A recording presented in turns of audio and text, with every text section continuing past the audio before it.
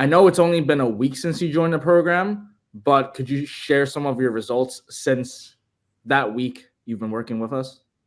Yeah, absolutely. No, it's been a blessing. I had the opportunity to have a coaching call, and you guys provide honest feedback, and yeah, had the opportunity that weekend to have two sales in one day, which was a blessing. I didn't expect it at all. The first one was about 7,000 in revenue, and the next one was about 4,000. Ladies and gentlemen, welcome, welcome, welcome. Today, we have a very special guest appearance today. We have somebody very special. We actually just met him last week, and we're going to go ahead and just kind of document his experience with us, kind of join the program a weekend. And speaking of the man of the hour, what is going on, Nama? How you feeling right now? Hey, good morning, guys. Feeling good. How about yourself? Appreciate you having me. I'm good. I'm good. Tell me about some of like your experience with high ticket dropshipping. How'd you get started? So I've been in the e-commerce space for about 2 years. I wouldn't say religiously, probably on and off. I failed a few low ticket stores. I was just looking for something that kind of aligned more to what I thought would be a good way to grow a business, Mm, and came across high ticket through YouTube. And so I got started in high ticket probably like a year ago, but I didn't really take it seriously until maybe like 6, 7 months ago. I Um, see. So I don't really have too much of a special story, but I love the business model, and I really wanted to try my best to make it inside of it. So But like, what was kind of like your experience when like not even before high ticket? Like, what did you do when you first started the business? Like, where were you at? Like, were you at a 9 to 5? Were you in college? Like, what was that experience of just actual entrepreneurship like? yeah, so working a 9 to 5, still have a 9 to 5, which I do appreciate, but I just knew that there's a level of freedom that I want to attain financially that would be very challenging to accomplish in a 9 to 5 job, and so I love the opportunity that e-commerce can bring, and that's why kind of led me down this path. For sure, absolutely. Okay, so now that you are transitioning, what made you do high ticket? Like, you just were selling items from AliExpress, and then you couldn't like get profitable. Like, why did you transition to high ticket? Yeah, I definitely respect all the people that grind out e-commerce in the lower ticket space. It just wasn't for me personally. I don't mind making the content. I just didn't really see too much success with it, and uh, I like high ticket because you're partnered with quality brands that already have demand. Um, I don't mind having conversations with other people, so I don't mind the interactions between Mhm, customers. mhm. And I thought that I thought it's something that you can scale very well and sell as an asset in the future. So yeah, I have nothing negative to say about low ticket. I just think for me personally, I'm more aligned with the high ticket business model. Well said. Very Yeah, well said. yeah, making low ticket work is a real challenge because like you have you have to make something, so you have to create demand from zero essentially. You just pick a product from AliExpress and nobody knows about it, and it's very hard, especially for people brand new to business, trying to create that demand for your product. So a lot of times they just spend too much money and just end up not being profitable.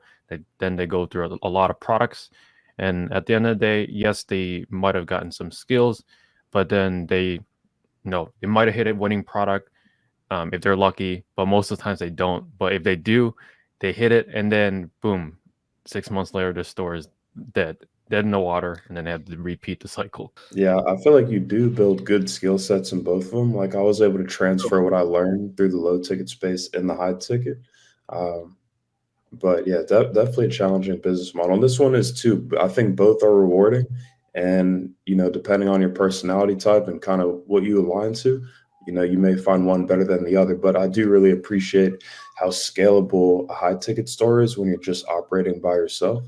Mhm. Because 10,000 in revenue on a $10 product is a lot more. A lot What's of the word? orders. Yeah, it's a lot of fulfillment. Uh, engagement, I guess that you could say, whereas the high ticket space, that could be 3 orders. So it seems like it's much more scalable, at least to start off. Right on. Perfect. So you started off high ticket drop shipping, you said about a year ago? About a year ago. Yep. Okay. And what were kind of like your struggles or bottlenecks that you were facing in high ticket drop shipping before joining our PeakFlow program? Yeah, that's a great question. I think something I'm still learning. I've been here for about a week and it's been great so far. I just appreciate the value and the transparency and everything that you both have shared and the group.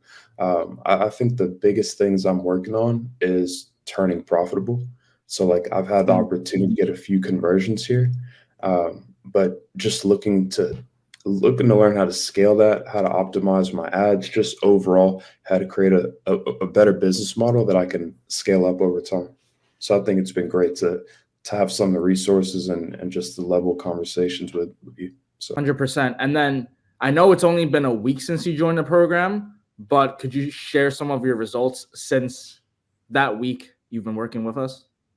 yeah, absolutely. No, it's been a blessing. I had the opportunity to have a coaching call and you guys provide, honest feedback and transparent advice.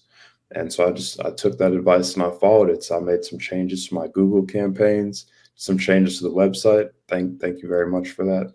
And yeah, had the opportunity that weekend to have 2 sales in one day, which was a blessing. I didn't expect it at all. I almost You got thought 2 sales it, in it one wasn't day. real. Yeah, so I'm still kind of living off that high here. So I'm seeing how I can, duplicate that. Like how much you made in those 2 sales? How much was the first sale? The first one was about 7,000 in revenue, and the next one was about 4,000. I did learn the hard way though, what margins look like after shipping. So that seems to Yeah. be a good lesson for me. Um, Yeah. but overall, it just feels nice to kind of, get some momentum. And you're kind of like building a business, you're seeing all the intricacies, right? Like now you're understanding like, oh wow, like there's cost of goods sold, there's shipping, then there's the profit, and now you're understanding the numbers more, you're understanding what to look for in suppliers more, because there's a lot of like suppliers out there, but it's also important to find the suppliers with good fulfillment, good margins and all that stuff. So super pumped to hear your success story just 1 week into the program, bro. And that being said, just want to kind of know the trajectory or where your head was at in terms of how you want to build and scale your high ticket dropshipping store. Like, where are you trying to go with it? So I'm really trying to build it into something special. So my trajectory is I want to turn it to a long-term brand and a very big business. Mhm. So the goal is definitely to scale it over time and try to do the best I can with it. Yeah, so I was just curious, where where do you want to, you know, where do you want to see your business in like 6 months? And hopefully by then we'll have another success story once you hit like 50 to 100K. So Yeah. what's your trajectory that we want to help you aim to hit in the next 3 to 6 months? Yeah, I appreciate both your questions. I know it's a little bit of a lofty goal. I'm Mhm. still trying to make it real in my head, but my goal for 2024 is to get 1 million in revenue.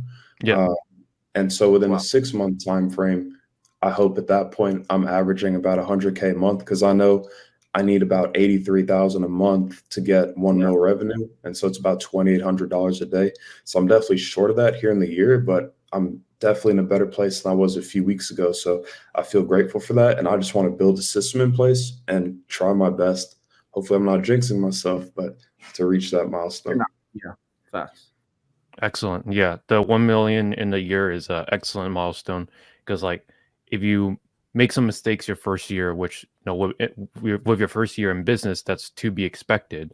We're here to kind of help you prevent a lot of those mistakes. But even if you make mistakes and you only take home 10 to 15%, that's still 100 to 150,000 in that year, which is pretty decent for your first year in business. And then you can take that store and if you wanted to sell it, that's worth 3 to 400,000, which is also 100%. something not a lot of people think about. Is their store is sellable at the 1 year mark? It's an asset. Hmm. Yeah, I appreciate that. Thank you. It's definitely the goal. So Okay, yeah, perfect. So that's about it, Trevor. We're gonna end the recording.